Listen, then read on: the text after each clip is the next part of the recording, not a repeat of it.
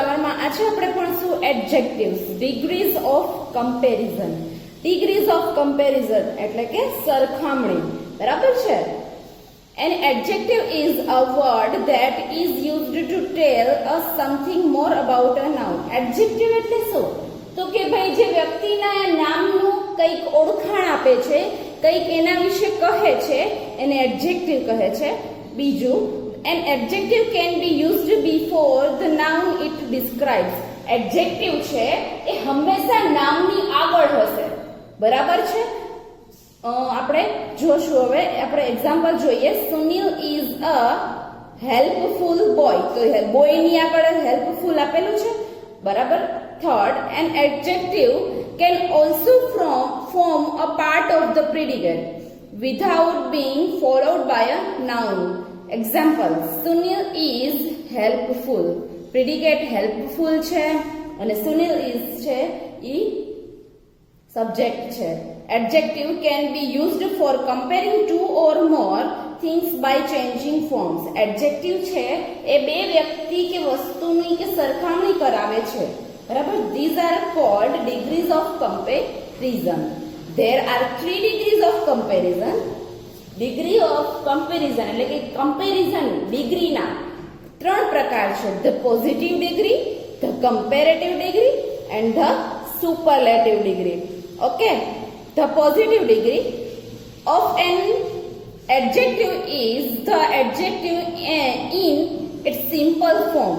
હવે positive degree હું તમને એમને કહી દઉં કે ભાઈ એનું ફોર્મ સિમ્પલ હશે, ક્રિયાપદ હશે, સિમ્પલ હશે. જેમ કે સ્માર્ટ, બરાબર છે, એને કહેવાય છે પોઝિટિવ ડિગ્રી. ફરી પાછું આપણે જોઈએ સ્માર્ટ આવ્યું એટલે ટૂંકમાં સ્માર્ટર કે સ્માર્ટેસ્ટ કે એવું નહીં આવે, ખાલી જે શબ્દ હશે સ્માર્ટ જ, સાદો શબ્દ જ આવશે ટૂંકમાં. એની પાછળ ER, EST કે એવું કંઈ પણ લાગેલું નહીં હોય, એટલે એમાં એને કહેવાય છે positive degree. The comparative degree of an adjective is used when 2 people. હવે કમ્પેરેટિવ ડિગ્રી છે ને બે વ્યક્તિની કે બે વસ્તુની સરખામણી કરે છે, એને કમ્પેરેટિવ ડિગ્રી કહેવાય છે. ક્વોલિટીઝ ઓર ઓબ્જેક્ટિવ્સ આર કમ્પેર્ડ. એની ક્વોલિટીઝ એટલે શું કે એના ગુણ, અને ઓબ્જેક્ટ્સ એટલે એની જે સરખામણી કરે છે એને કહેવાય છે, બે વ્યક્તિ કે વસ્તુની સરખામણી કરે છે એને કમ્પેરેટિવ ડિગ્રી કહેવાય છે. ઓકે, અને સુપરલેટિવ ડિગ્રી કે ભાઈ સુપરલેટિવ ડિગ્રી છે એ બે કરતા વધારે અથવા તો બધા કરતાની સરખામણી કરે છે, એને કહેવાય છે સુપરલેટિવ ડિગ્રી. કે બરાબર છે. તો આપણે ઉદાહરણ જોઈએ. Ishaan is the most smartest boy in the class. Ishaan છે એ સૌથી સ્માર્ટ છોકરો છે આખા ક્લાસમાં. તો એ આખા ક્લાસમાં એક જ છોકરાની કમ્પેરિઝન થઈ છે, ટૂંકમાં આખા ક્લાસ સાથે ઈશાનની કમ્પેરિઝન થઈ છે, એને સુપરલેટિવ ડિગ્રી. અને કમ્પેરેટિવમાં આપણે ઉદાહરણ જોઈએ. Romil is more smarter than Nikhil. તો રોમિલ છે, જોયું હવે બે વ્યક્તિની કમ્પેરિઝન હતી, તો રોમિલ અને નિખિલની વાત છે, બે વ્યક્તિ છે એની વચ્ચેની જે સરખામણી છે. તો તમે હવે આ જ રીતે પણ એક કઈ ડિગ્રી છે એને તમે ઓળખી શકો છો, બરાબર. પોઝિટિવ ડિગ્રીમાં કમ્પેરેટિવ ડિગ્રી અને સુપરલેટિવ ડિગ્રી છે આપણે જોઈએ. તો પોઝિટિવ ડિગ્રીમાં જે શબ્દ આવે છે એમને એમ હોય છે, કમ્પેરેટિવ ડિગ્રીમાં પાછળ ER લાગે છે, અને સુપરલેટિવ ડિગ્રીમાં EST લાગે છે. શોર્ટેસ્ટ આપણે જોઈએ, short, shorter, shortest. Large, larger, largest. Hot, hotter, hottest. Easy, easier, easiest. Pretty, prettier, prettiest. અહીંયા જોઈએ અમુક શબ્દો કેવા હોય છે કે જેમાં મોર લાગે છે. તો કે બ્યુટીફુલ હોય તો કમ્પેરેટિવમાં મોર બ્યુટીફુલ, અને જો મોર બ્યુટીફુલ એટલે આના કરતા વધારે બ્યુટીફુલ, એટલે મોસ્ટ બ્યુટીફુલ એટલે બધા કરતા વધારે બ્યુટીફુલ. ઓકે. ઇન્ટેલિજન્ટ તો મોર ઇન્ટેલિજન્ટ, આના કરતા વધારે ઇન્ટેલિજન્ટ, અને મોસ્ટ ઇન્ટેલિજન્ટ એટલે બધા કરતા વધારે, એને મોસ્ટ ઇન્ટેલિજન્ટ કહેવાય છે. સમ એડજેક્ટિવ ચેન્જ ફોર્મ ઇરેગ્યુલરલી. અમુક શબ્દો હોય છે પોતાની જાતે ચેન્જ થઈ જતા હોય છે, ડિગ્રી ચેન્જ થાય. ગુડ છે તો એ સારું, બેટર એટલે એના કરતા પણ સારું, પણ બેસ્ટ એટલે સૌથી સારું. ઓકે. મચ એટલે થોડુંક, એટલે મોર એટલે એનાથી થોડુંક વધારે. મોસ્ટ બધા કરતા વધારે. લિટલ એટલે થોડું. લેસ એટલે એનાથી થોડું, અને લીસ્ટ એટલે સૌથી ઓછું. લિટલ એટલે ઓછું, લેસ એટલે એનાથી ઓછું, લીસ્ટ એટલે સૌથી ઓછું. એક્સરસાઇઝ જોઈએ. Exercise 1. fill in the blanks with the adjective given in the boxes to complete the story. વાર્તાને તમારે પૂરી કરવાની છે. ખાલી જગ્યા. નેવ છે એક નામ છે નેવ. અ નેવ but kind-hearted man was walking through a dense forest when he come across fierce tiger caught in a wooden cage. wooden એટલે શું? લાકડાનું. fierce tiger એટલે ઘાતકી. kind-hearted દયાળુ. બરાબર છે. the શું છે? compassionate બરાબર. man let the pranced tiger out. The ખાલી જગ્યા ungrateful tiger pounced on him. ungrateful tiger pounced એટલે એના ઉપર પ્રહાર કરે છે. બરાબર. You are the most majestic of all animals. Please show me some gratitude. Pleaded the terrified man. The tiger agreed, provided that the man cloud prove to him that humans to were grateful. બરાબર છે. ચલો હવે નીચે જોઈએ. The relieved man approached a luxurious tree which was listening to the interesting conversation. એક માણસ હોય છે એટલે મોટા મોટા ઝાડ હોય છે એની વાતો સાંભળી રહ્યો છે. Aren't human beings grateful? માણસો ખૂબ સારા નથી? મહાન નથી? He asked. No, snapped the angry tree.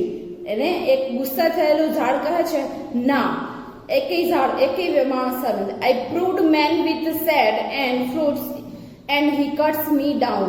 હું શું કહે છે કે હું પ્રોવાઈડ આઈ પ્રોવાઈડ મેન હું માણસોને ફ્રૂટ્સ આપું છું, શેડ એટલે છાંયો આપું છું, છતાં પણ એને મને કાપીને પાડી દીધું. બરાબર. The man asked the nearby road it's frank opinion. અને એક માણસ જે નીચે હોય છે એ એની રોડ પરથી પસાર થતો હોય છે એને એક ઓપિનિયન એટલે એક વાત કહે છે. I provide invaluable service and he tramples all over me without a thought. બરાબર. હું તમને એક ઇનવેલ્યુએબલ સર્વિસ એટલે કે તમને સર્વિસ એટલે કે એક સેવા પૂરી કરીશ તમને. બરાબર છે. Said the spectacle road. The man then went to a ખાલી જગ્યા ડોંકી એટલે કે સ્મોલ ડોંકી. માણસ છે એ એક નાનકડા ગધેડાને લાવે છે. I carry heavy loads yet he beats me and calls me dim witted. શું છે કે ભાઈ જો આ ગધેડો છે, હું તમને એક સલાહ આપું છું એની વાત કરે છે કે જો આ નાનકડો ગધેડો છે બરાબર. એ ગધેડો એમ કહે છે કે ભાઈ હું કેટલું વજન ઉપાડું છું છતાં પણ મારું dim witted and obstinated. Said the grey donkey. અને શું કહે છે કે ભાઈ છતાં પણ મારી ઉપર વજન જ રાખ્યા કરે છે અને તો પણ એ કઈ બોલતો નથી. Said the grey donkey. અને એટલે ડોંકી એટલે આ વાત ગધેડો કહે છે. The man now grew desperate. બરાબર. એટલે માણસ હવે આ વાત કહે છે એને. તો હવે આપણે જોઈએ. અ કનિંગ જેકલ કેમ અલોંગ. કનિંગ એટલે લુચ્ચું. બરાબર. અ કનિંગ જેકલ એટલે શિયાળાને ફોક્સ પણ કહેવાય અને જેકલ પણ કહેવાય. કેમ along. I shell help you. હું તારી કનિંગ લુચ્ચું શિયાળ આવે છે અને કહે છે કે હું તારી મદદ કરી શકું છું. He whispered to the man in a ખાલી જગ્યા વોઇસ. એ તેને એકદમ તે માણસને ધીમા અવાજમાં કહે છે. He went to the impatience tiger. અને તે પોતે ઇમ્પેશન્સ ટાઈગર એટલે કે ધીરજ વગરનો જે વાઘ હોય છે એને તેની પાસે લઈ જાય છે. અને asked where he had been when the man first came along. જ્યારે માણસ પહેલા પહોંચે છે thoughtlessly the tiger jumped into the embedded cage. એટલે જેવો એ માણસ ત્યાં પહોંચે છે એટલે ઓલો જે વાઘ હોય છે એના પિંજરામાંથી બહાર આવી જાય છે. I was here, he said in an annoyed tone. અને તે શું કહે છે? એનોઇડ ટોન એટલે કે એકદમ હેરાન થઈ ગયો હોય અને પછી કહેતો એ રીતે કે હવે હું અહીંયા છું. The Wiley jackal shirt the cage. અને વિલી જેકલ એટલે કે જે ઓલો શિયાળ હોય છે એ શટ ધ કેજ એટલે કે શું કે ભાઈ કેજ એટલે કે પિંજરું બંધ કરી દે છે and walked away with the trembling man. અને જે ઈ છે ને જે શિયાળ હોય છે ને એને ફસાવા માંગતો હોય છે વાઘને, બરાબર છે. એટલે અને પછી છેલ્લે વાઘને અંદર વયો જાય છે એટલે પોતે માણસ સાથે નીકળી જાય છે. હવે આપણે એક્સરસાઇઝ 2 જોઈએ. Rewrite the sentence given below changing the degree of comparison without changing the meaning. હવે તમારે ડિગ્રી ચેન્જ કરવાની છે. He is more influential than any other businessman in the industry. તો તમારે પોઝિટિવ ડિગ્રીમાં સૌથી પહેલા આ બધી જ પોઝિટિવ ડિગ્રી લખશો ને એમાં સૌથી પહેલા નો અધર આવશે. No other businessman in the industry is, બરાબર. અહીંયા ઇઝ આપ્યું છે, પહેલા નો અધર, પછી બિઝનેસમેન ઇન ધ ઇન્ડસ્ટ્રી, પછી ઇઝ, એઝ લખવાનું, ઇન્ફ્લુએન્શિયલ એઝ, હિમ એટલે હીની જગ્યાએ હિમ, અને સુપરલેટિવ એટલે બધા કરતા વધારે. ટૂંકમાં most. He is the most influential. He is પછી ધ મોરની જગ્યાએ મોસ્ટ ઇન્ફ્લુએન્સર. હવે જ્યારે હી ઇઝ પછી મોસ્ટ લગાડવું હોય તો આગળ ધ લગાડવું પડે. He is the most influential businessman in the industry. Superlative degree સાવ સહેલી છે. બસ આ જ રીતે તમારે આ ડિગ્રીઓને પૂર્ણ કરવાની રહેશે, તમારી જાતે ટ્રાય કરવાની રહેશે. ઓકે, સમજાઈ ગયું હશે તો એકવાર વ્યવસ્થિત ફરીથી વાંચી લેજો એના નિયમો ક્યાં શું લાગે છે એ. Okay, bye bye.